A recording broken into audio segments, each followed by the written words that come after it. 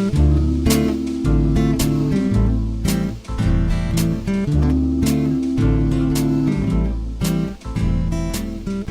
the New Arts and Media Studios in Milwaukee, I'm Charles Purcell. This is The Log. We've been watching, of course, with interest. There's really no other news coming out of Washington. Well, I guess the two issues dominating the news for the last several months, really, the voting rights bills and the infrastructure bills. And they are both just going nowhere these days. We talked about voting the other day. I'm not sure what else to say about that as it currently stands. But let's talk infrastructure for a minute. The Republicans, they just will not stop with this Lucy in the football bit. It was a month ago when President Joe Biden steps out on the White House lawn. He's got Republican senators standing behind him, and he says, "Oh, we got a deal." Well, they had a deal for a framework. This is such an old story. So a month later, no, they're not going to let it happen. They're just slow walking this thing. They're just stalling. We've seen this game before, over and over again. How many times do Democrats have to learn the same lesson? Over and over again. The Republicans are not going to work with you. They're not going to negotiate with you. It's all a game. All they're doing is stalling and obstructing and creating narratives for their 22 re-election bids. What else? I mean, come on. So yesterday, of course, they had the test vote. Everybody knew it was going to go down. The Republicans, every single last one of them in the Senate, voted to not go on with the debate. I love these votes. We have to vote to talk about something. And Republicans won't even agree to that. So yeah, this is so-called bipartisan infrastructure bill. How long are we going to keep living this fantasy? And just like the Obamacare bill, which we ranted about for years, the Democrats allow the Republicans to negotiate and negotiate until they weaken the bill so much that you hardly recognize it from its initial proposal. You have all these so-called good faith negotiations, and then they don't even vote for it when it finally comes up. You get 0 Republican votes. So if and when, I should say, well, no, let's not say when. So if, by some grand fluke, this infrastructure, the bipartisan infrastructure, actually comes up for a vote, which I don't think it ever will. I think that's even crazy to think about it. But even if it did, that means it will have gone through all of these negotiations, and that means just by definition it will have been watered down. They've already taken out the IRS provision. They've basically got no way to pay for this. It's 1 point something trillion. What is it, 1.2 or something like that? And they have virtually no way to pay for it because Republicans refuse to put any tax increases in there. Obviously, Democrats want to tax the rich. They want to tax corporations a little bit. Some of them would like to see a wealth tax of some kind. Nope, no tax increases, so they've given up on that. So they said, well, okay, we're going to beef up the IRS so they can collect more taxes that we are now missing because of the all the skullduggery that goes on when people do their taxes, especially the big high payer taxes. The millionaires, the billionaires, the corporations. Okay, we'll get the IRS to clamp down. So even at its best, it's a bogus plan. As if they're going to come up with enough money just by having the IRS be a little tougher on rich folks. Come on. Like that's going to work. Well, even if you're optimistic about that, even if you actually think it could work, no, Republicans aren't having it. They've already successfully, in these, I have to use air quotes to say the word negotiations, in these negotiations, have eliminated this IRS provision. Claiming, of course, as they always do, oh, the IRS, they're prejudiced against conservatives. They go after conservatives' money more than liberals' money. Well, yeah, generally speaking, sure, Democrats are also corporate parties and all of the senators are millionaires, and of course, I know that. But generally speaking, when the IRS is going after rich folks and corporations, yeah, I guess that's going to be more Republicans than Democrats, generally speaking, across the nation. So the Republicans can point to this data and they can say, well, the IRS doesn't like conservatives. They target them. Just like Facebook and all the social media targets conservatives. Just like the networks, the TV shows and all, everybody, conservatives are always the victim. Oh, they're coming after us all the time. Well, yeah, you can look at the raw data and yeah, you're right. You are in trouble more often, but it's because you cheat on your taxes. And it's because you propose backward, bigoted legislation. So the media is going to come after you a little more. It's like a organized crime saying, well, the FBI isn't fair. They're going after us more than regular citizens. Well, yeah, you're organized crime. Of course they are. You're the ones committing the crimes. The FBI is going to come after you. It takes some really audaciously twisted logic to turn that into prejudice. No, you're criminals, so the FBI is going after you. Republicans, conservatives, you do so many stupid things, bigoted things, and underhanded things that traditional media and social media and the IRS, they are going to come after you more because you're offending more than anybody else. So, yeah, this infrastructure bill, the bipartisan thing, it's never going to happen. It's been a pipe dream since the beginning. It's been a scam, a sham, a flim-flam from the get-go. Democrats, will you just forget it? You say, okay, all right, fine. This is the way you want to play it? Forget it. All right, it's over. The $1.2 trillion, we'll just fold that, all of it. Just take every lock, stock, and barrel. We'll just fold it all into our reconciliation bill. We're just going to put them all into one bill. What's the difference? Then you can put your IRS provision back in there because you're going to do this without a single Republican vote. You were always going to do this without a single Republican vote. How anybody thought they were going to get one single Republican vote, I will never understand. Did you actually believe this? Come on. Maybe Joe Manchin is crazy enough to believe that, but is anybody else in Washington crazy enough to believe that they were ever going to get one single Republican vote? It was never going to happen. So Democrats, Jesus, Mother Mary and Joseph, just scrap the bipartisan thing, bring all of those provisions over to your reconciliation bill, and just pass it. Just do this thing. It's good policy. It's good politics. Just do it. Working with Republicans, negotiating with Republicans is wrong for a couple of reasons. Because, like I just said, they're constantly lying to you. They had never had any intention of working with you. And secondly, which I harp on all the time here, they're an illegitimate party. They're fascists. They're anti-democratic. They're racist. They're white supremacists. They're not a legitimate party. Just shun them. For this time you have,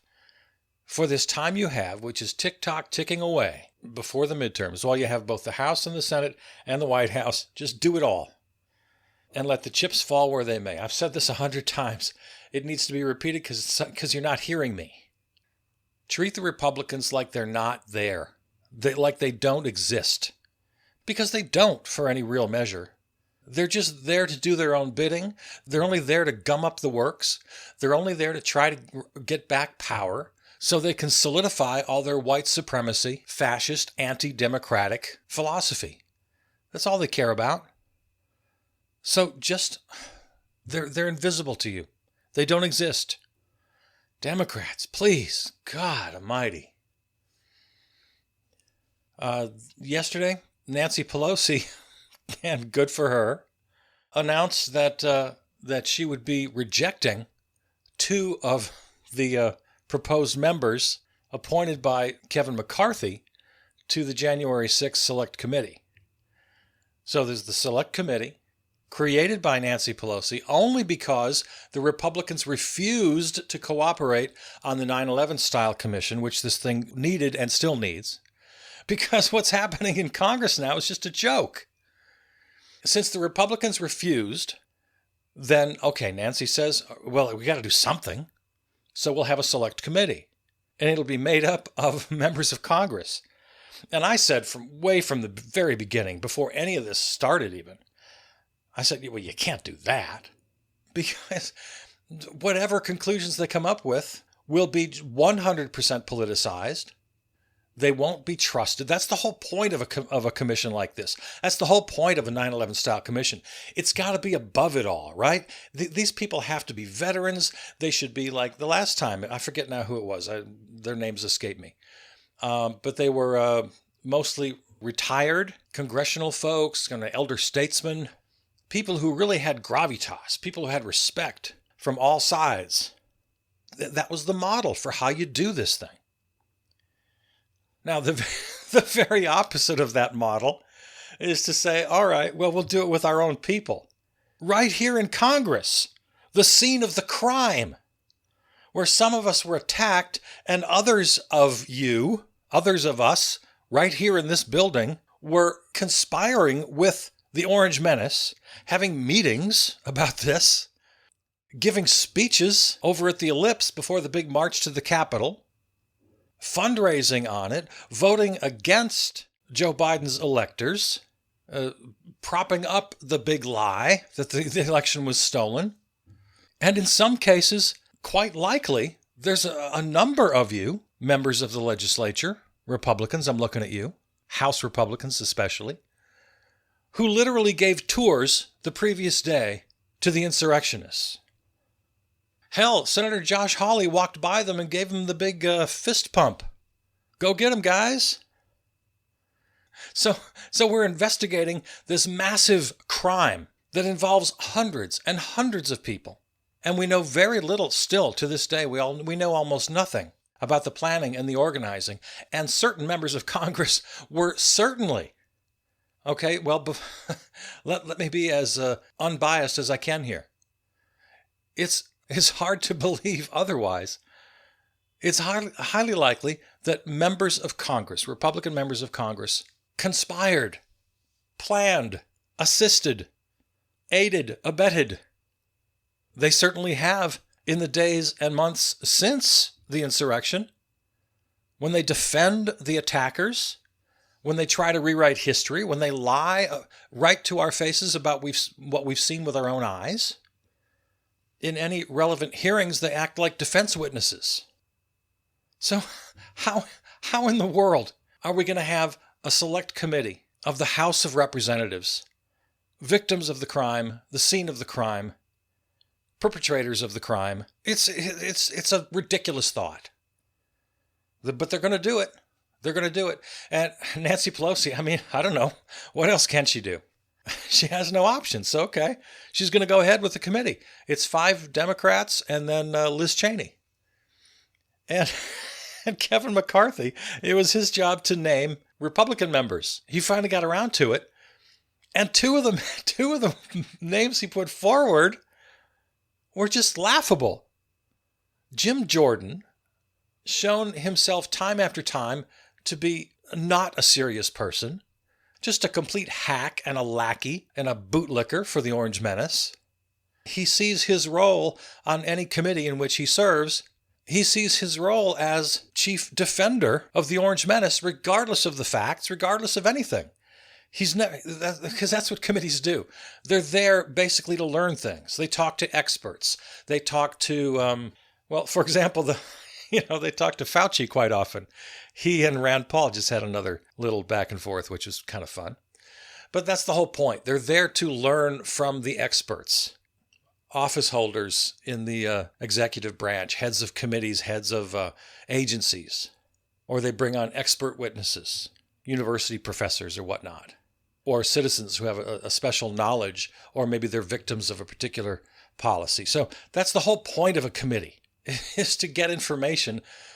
And then with that information, that's how they make their policy and ultimately write laws, right? I mean, that's kind of how it works. I've got the basics right, don't I? But Jim Jordan has never seen his role on any committee in which he served to be a fact finder, to be fair in any sense of the word. No. He's there just to advance his agenda and to block the other side's agenda as he sees it. So he's completely unqualified to serve on this committee. It's a joke that he was even nominated. And of course, Nancy Pelosi had to reject him. So she did. And then the other guy I'm less familiar with, but I have heard his name, Jim Banks, Republican of Indiana. He was also rejected by Pelosi. He's not quite the firebrand that Jim Jordan is. Not that he doesn't want to be. I think he just hasn't had quite the success. But he has been quoted. Let me see if I have that quote in this article I'm looking at. I'm not seeing it right off the top here. But basically what he said about the committee itself was that it was just a sham, a scam, a flim-flam. He didn't trust it. It was all just evil doing by the Democrats to lie and to smear conservatives. That's all it is. So he was quoted as saying that in very harsh language, just as harsh as the paraphrasing I just did. So after that, Nancy Pelosi is going to approve him to be on the committee? No, of course not. I mean, come on. Again, Nancy Pelosi and I don't agree on a lot of things, but what else is she going to do? She did the right thing. She said, nope, Banks and Jordan, nope, they are unacceptable. Veto, nope. So Kevin McCarthy has a snit and says, all right, well then no Republicans. I'm naming no one. So now we have a committee of all Democrats and Liz Cheney, and they're going to do their investigation, and they're going to come out with a report. And I don't know how much good it's going to do. I don't know how much they're going to find. I don't know if they're going to have any success with subpoenas. We saw all through the Orange Menace administration that the word subpoena meant nothing to them. And they got away with it. I don't know how they got away with it, but they did. They just refused subpoenas. Through the whole Mueller investigation, through the impeachment investigations. Nope, sorry. No thanks. They got away with it.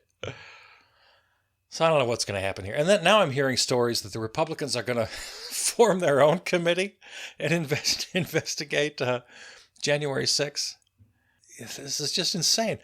Kevin McCarthy, something else he said was his top priority, or at least one of his big priorities, was, well, part of this committee, this investigation, we have to investigate Nancy Pelosi and her role in all of this. Yeah, she coordinated an attack on the House of Representatives. Sure. That makes a lot of sense. So time after time after time after time, the Republicans keep proving to us that they're just simply illegitimate, and they need to be completely 100% ignored and shunned in all things. Democrats, do what you need to do. Have your investigations, write up your bills, pass them into law, and do it all as though the Republicans just literally don't exist. That's the only way you can go forward. All right, let's shift gears here. I got to talk about Tuesday night's NBA championship. It was very exciting around here. And without being overly biased, of course, because I'm looking out my window right now as we speak. I'm looking at downtown Milwaukee. I'm looking at the lakefront. I'm looking at Fiserv Forum, the scene of that great Game 6, Bucks in 6. I do have to say a couple of things, though. I have to say this. I was almost as proud of the Bucks Tuesday night as I was when they walked off the court in last year's playoffs. After the shooting in Kenosha of Jacob Blake by police, shot 6 times point blank in the back. And nothing happened. And your Milwaukee Bucks were scheduled for a playoff game that very afternoon following the shooting. And they walked off the court. They said, nope, we're not going to do it. I was so proud of the Milwaukee Bucks and the organization. And then the rest of the NBA followed suit. Their opponent also walked off the floor. They could have taken a forfeit. That was an option. Okay, if the Bucks are going to walk off, we'll take the forfeit. That's a win for us. We'll take the win in this playoff series. But they didn't do it. Nope, they didn't take the forfeit. They said, nope, we're joining you. We're walking off too. And there were no NBA games for a couple of days. The entire NBA shut down. And that kind of thing, no, it's not going to save the world all by itself, but it makes a difference. That's the sort of thing we need. The National Basketball Association generates, I have no idea, billions of dollars. It's huge. It represents a whole lot of damn money. And you got TV contracts and you got sponsors and you got a lot. I mean, this is a big deal. And the players looked at each other and said, we have a little power here. Let's use it. Again, is it going to save the world? No. Is it important? Yeah, it is. Because if the whole damn NBA can do it, other arts and entertainment industries can do it, other industries of all kinds can do it. So it was a really, really gutsy move, and I was so proud of my Milwaukee Bucks. Even prouder of them than I was on Tuesday night when they won the championship. And I'll tell you another time I was proud of this team, of this organization. That was on December 18th of 2020, December 18th of last year, when they were named Sports Illustrated's Team of the Year. Sports Illustrated awards every year the Team of the Year award. The nominees that year were the Milwaukee Bucks, the Kansas City Chiefs, Los Angeles Dodgers, and Tampa Bay Lightning. So it crosses all sports. And Sports Illustrated said, announcing the award, the 2020 Team of the Year award goes to the Bucks. Thank you for using your platform for good and standing up to racism. So yeah, the Bucks had a good season. They had the best record in the NBA that year. They didn't win the championship, obviously. But it came down to the leadership they showed in that very tumultuous summer. And those are my Milwaukee Bucks, and I couldn't have been prouder. Again, going to save the world by themselves? No, none of us can save the world by ourselves. But you do what you can. And they're doing what they can. So I just really wanted to mention that, as the Bucks are getting a whole lot of love right now. And while we're passing out the love, Mandela Barnes, who's the lieutenant governor of Wisconsin, has announced his candidacy for U.S. Senate to go up against the nefarious Ron Johnson. If Ron Johnson decides to run again, he hasn't announced.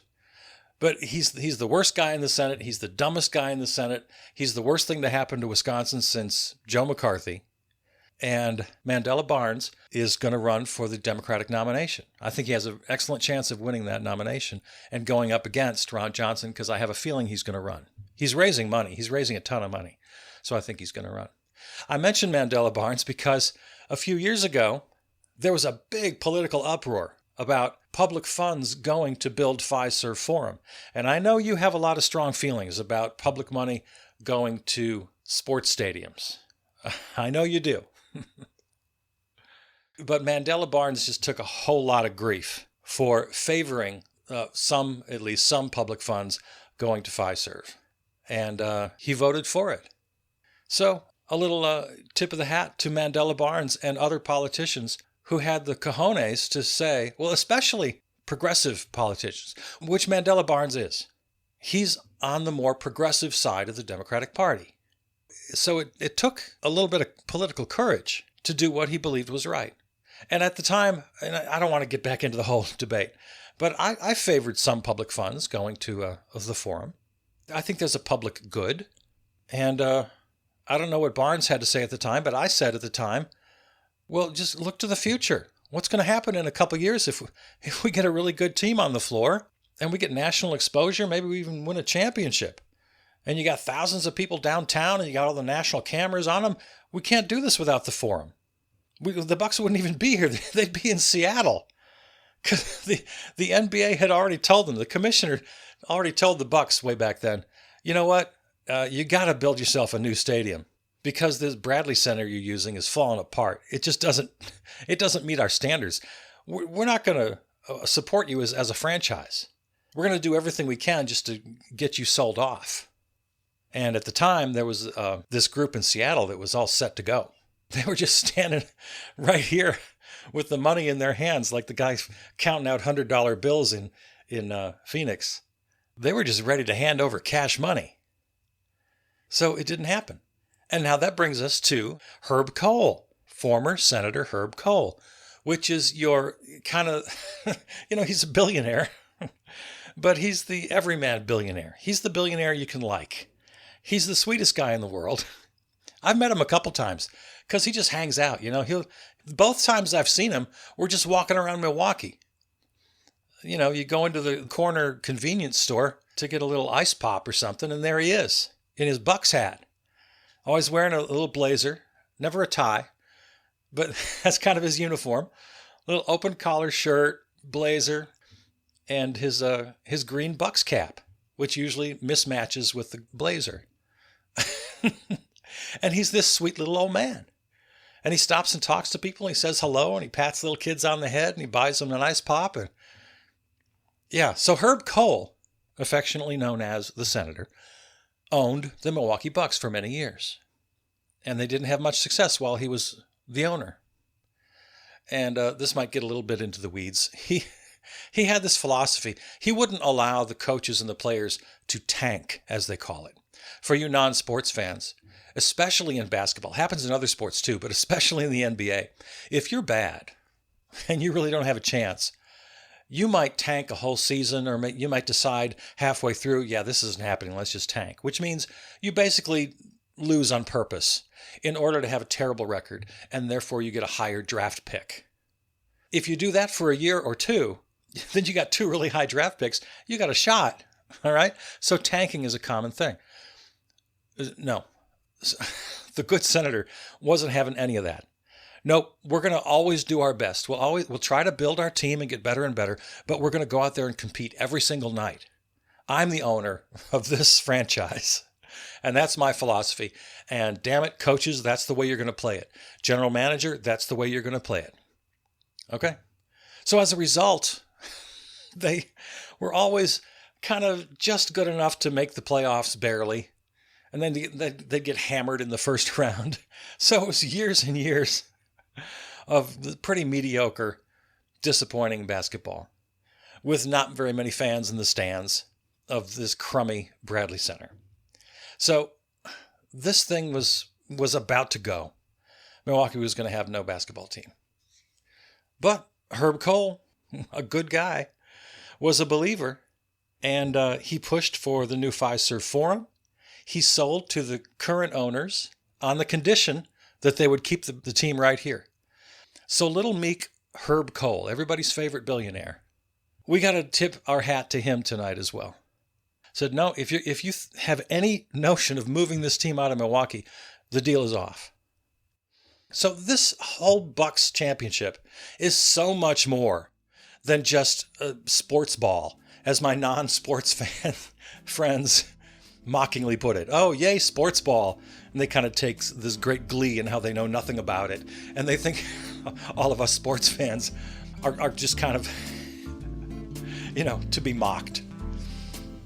It's so much more than that. It's such a damn beautiful story on so many levels. So, there you go.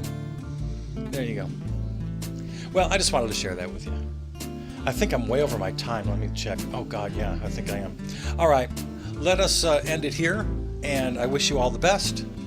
You know that I love you. I'm Charles Purcell.